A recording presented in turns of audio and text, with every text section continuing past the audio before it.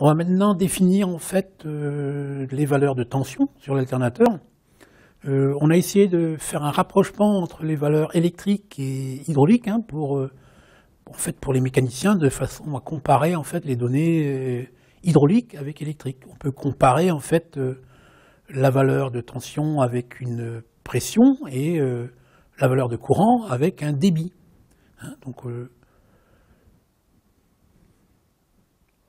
On se retrouve avec deux notions de tension. On peut changer les couplages. On a vu qu'on était en triphasé tout à l'heure sur les alternateurs. On peut se mettre en système, ce qu'on va appeler étoile. Donc les bobinages sont reliés par rapport à un point milieu qu'on va appeler le point neutre, et on utilisera donc les sorties des bobines de chaque extrémité. On aura donc la phase 1, la phase 2 et la phase 3. C'est le couplage étoile, et lorsqu'on est en fait en couplage de triangle, on va relier non plus les extrémités sur un point commun, mais on va relier les extrémités sur une entrée-sortie de bobinage de chaque côté. Donc on va retrouver un modèle triangle.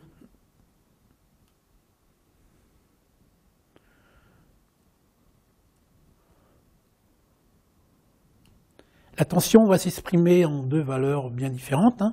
Pour le système triphasé, on parle de tension entre phases, on parlera de tension composée, puisqu'on utilise deux bobines.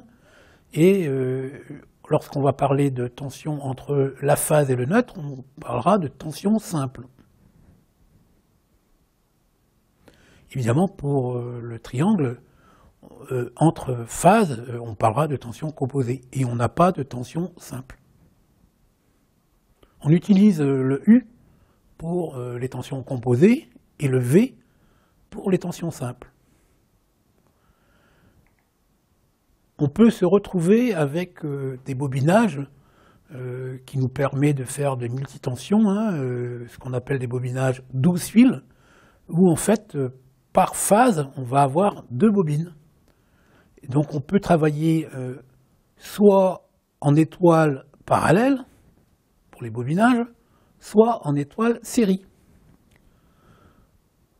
Et de la même façon, on pourra se retrouver en triangle série ou en triangle parallèle.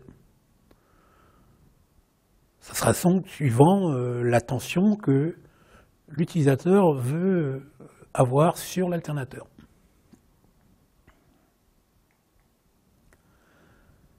Il faut aussi intégrer donc les notions de courant pour comprendre l'influence du courant sur la tension, et contrairement à ce que on vous a expliqué, la tension va rester stable avec la vitesse stable, le courant, lui, va dépendre de la charge, et donc on risque d'avoir des fluctuations de courant, et donc le but, ça sera de maintenir, quelle que soit la valeur de courant, la valeur de tension. Certains moteurs peuvent nous imposer des courants de démarrage assez importants, qui seront représentés par la petite courbe qu'on vous montre maintenant, et qui vont donc être ce qu'on va appeler des courants transitoires pendant les phases de démarrage. Le courant s'exprime en ampères, la charge alimentée de tension peut être de nature différente. Lorsque la tension et les courants sont en phase, on travaille à cos phi 1, et lorsqu'on a un effet selfique ou capacitif, on aura un déphasage entre le courant et la tension, et là, on va avoir un cos phi qui va varier dans les systèmes qu'on va voir précédemment.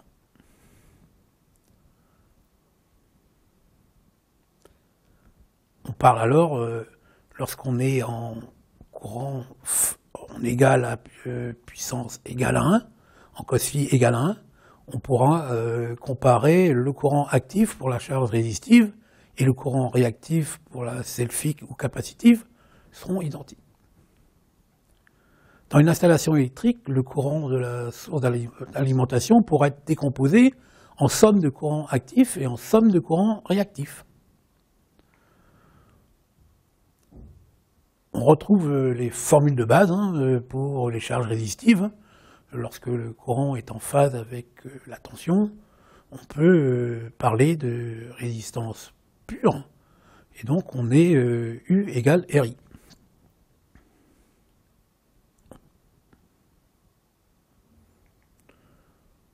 Lorsqu'on a des charges selfiques, on aura un déphasage entre la tension et le courant, et donc on sera obligé de faire un calcul différent, et on aura donc un retard de 90 degrés sur la tension.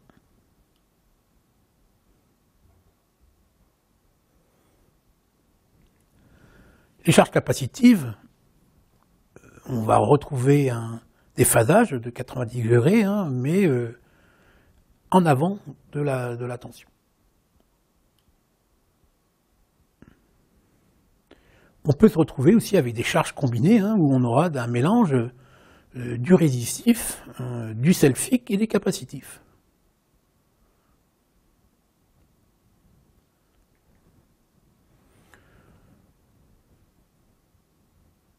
On va maintenant parler de la fréquence. La fréquence, on l'a vu tout à l'heure, par rapport au moteur, on a imposé le moteur à tourner à une vitesse constante suivant les fréquences qu'on va demander à l'alternateur. Donc nous, pour faire notre calcul, lorsqu'on a un alternateur 2 paires de pôles, on va demander de travailler à 50 Hz. Donc pour avoir 2 paires de pôles multipliées par 1500, 1500 tours minutes, on est obligé de diviser par 60 pour avoir la valeur de la fréquence, qui serait donc 50. Donc 2 fois 1500 divisé par 60 égale 50 Hz. On a la même formule pour le 60 Hz. Donc si on a 1800 tours divisé par 60, ça nous ferait 60 Hz. Et lorsqu'on est sur des petites machines, en fait, on utilise des alternateurs qui auront une paire de pôles. Et donc, pour faire le rapport et retrouver sur les 50 Hz, on fera tourner nos machines à 3000 tours. Les masses étant moins importantes, il n'est pas dangereux de travailler avec des vitesses si élevées que ça sur les petits moteurs.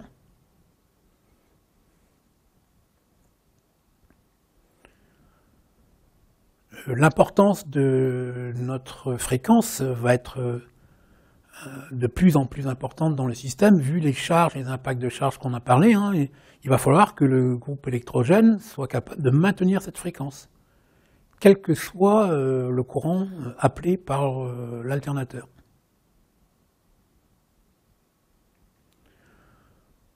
On vous redonne ici tous les cas de figure qu'on peut trouver dans nos systèmes, avec un rappel sur les formules de calcul, avec les vitesses et les tensions qu'on trouve en général dans les normes internationales.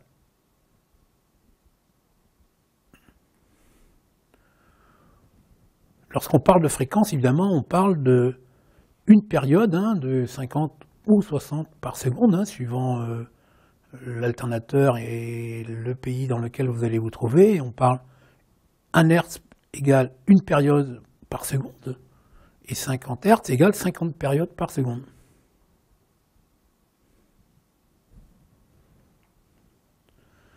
Le facteur de puissance sera donc la mesure qu'on va y avoir et qu'on va faire entre le déphasage courant et tension.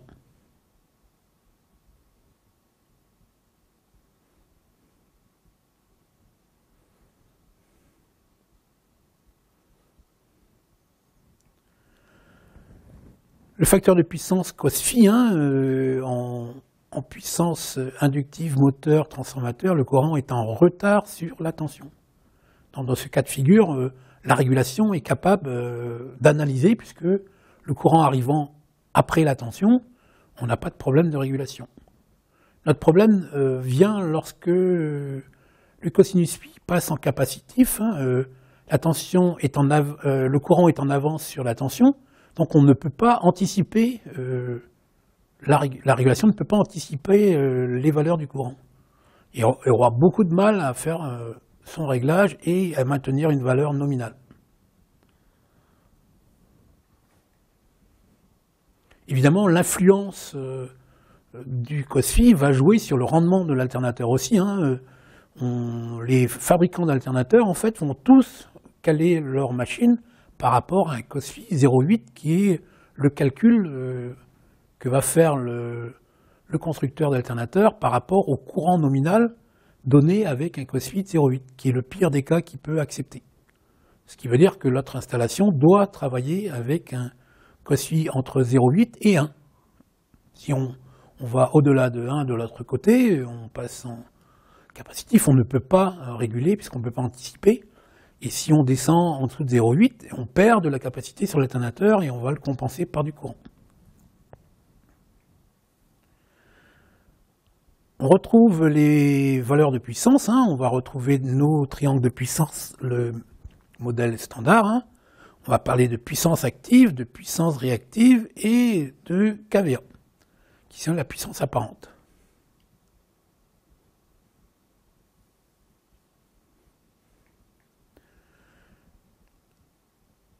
La puissance active, évidemment, est attachée directement au moteur. L'influence du moteur et tout ce qui aura comme impact de charge va se traduire par du couple moteur, et donc va nous avoir une influence sur la fréquence, alors que la puissance réactive ne va agir que sur la réaction de l'alternateur.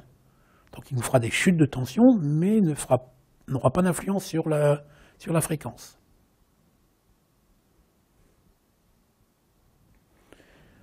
On retrouve le calcul de puissance par rapport à un moteur. On l'a vu précédemment dans l'explication du moteur. Donc on parle de chevaux, vapeur et de horsepower pour les USA.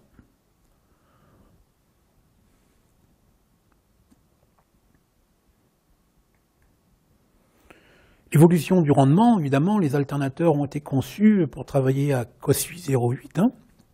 Et on va se retrouver avec des rendements qui vont être le plus efficaces, en fait, entre 50% et 75%. Et après, on le stabilise, le système, et le rendement ne peut pas s'améliorer. Donc, c'est une raison supplémentaire pour essayer d'avoir des alarmes lorsqu'on est en dehors des plages de rendement, en fait, du moteur. On avait dit ce matin qu'on devait travailler entre 30% pour le moteur, et là, on sera minimum à 50% pour l'alternateur. Donc les plages idéales pour un groupe électrogène, ça sera entre 50 et 75%.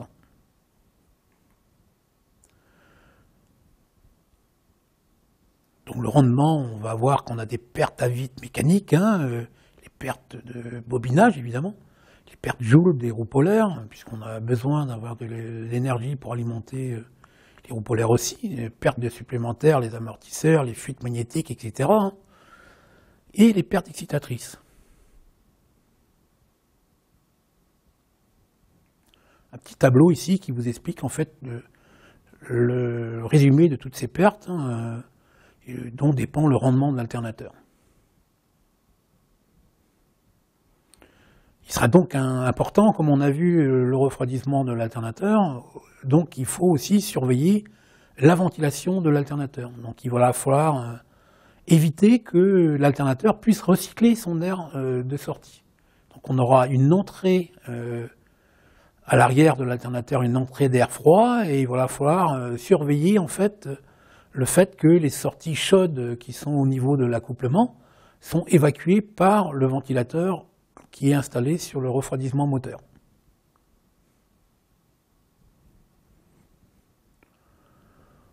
On retrouve ici les classes d'isolation. Évidemment, lorsque les valeurs d'isolement vont augmenter, ce qui va se passer, c'est qu'on va augmenter les couches de vernis sur le fil, donc on va avoir des problèmes pour le refroidissement. Plus on aura une classe d'isolement importante, et plus on aura du mal à refroidir l'alternateur. Donc pour compenser ça, ce qu'on fait, c'est qu'on surdimensionne les alternateurs suivant les classes d'isolement.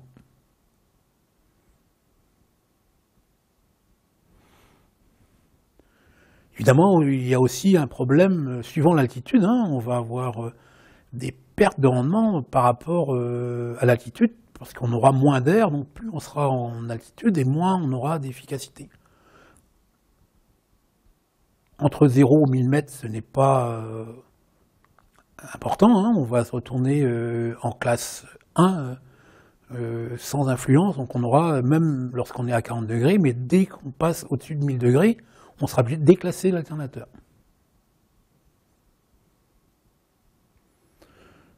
Et après, on a un déclassement de l'alternateur qui peut être fait aussi par rapport aux notions de protection. Donc on a plusieurs classes de protection dans la machine, hein, au niveau protection contre l'eau, contre la poussière et contre les chocs. Donc, ça peut aussi affecter la ventilation de l'alternateur.